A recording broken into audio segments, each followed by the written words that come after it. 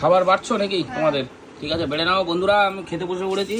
আজকে কিন্তু জবরদস্ত খাওয়া দাওয়া, অনেক রেসিপি আমি পরপর যেরকম দেখাই। প্রথম হচ্ছে তিতে খাবো।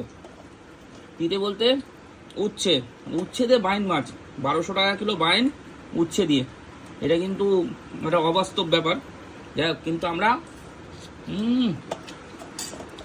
উচ্ছের তরকারিটা এত সুন্দর হয়েছে, কোনো সময় খেয়ে দেখবেন। আর আমার পছন্দের মাছ বাইন, ডিম ভর্তি দেখেন মাছের পেটে। না দিতে না, একটুও দিতে না, খুবই ভালো খেতে। তরকারিটা খুব ভালো হয়েছে, দারুণ। তো বন্ধুরা, এবার হচ্ছে ফুলকপি আলু দিয়ে। ফুলকপি আজকে কিনেছি একদম সস্তা, 100 টাকা কিলো। একটা ফুলকপির দাম 90 টাকা, চেলা মাছ দিয়ে। দেখুন, আমার রেসিপি হচ্ছে সব মাছের।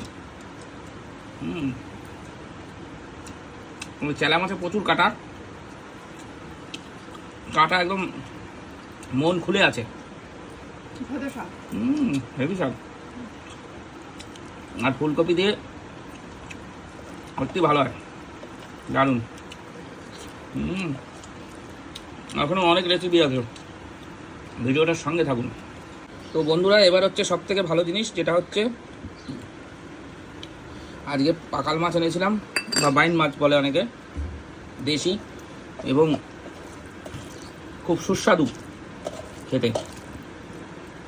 সেই জিরে বাটা কারা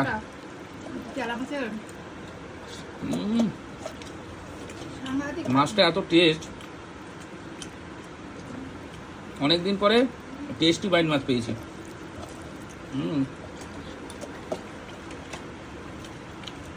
তো বন্ধুরা, এবার সব থেকে মানে সবই ভালো, বান মাছটাও খেলাম জবরদস্ত।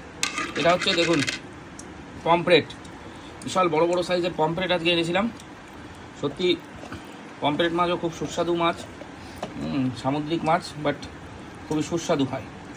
আমি খেয়ে একবার বলছি যে সুস্বাদু।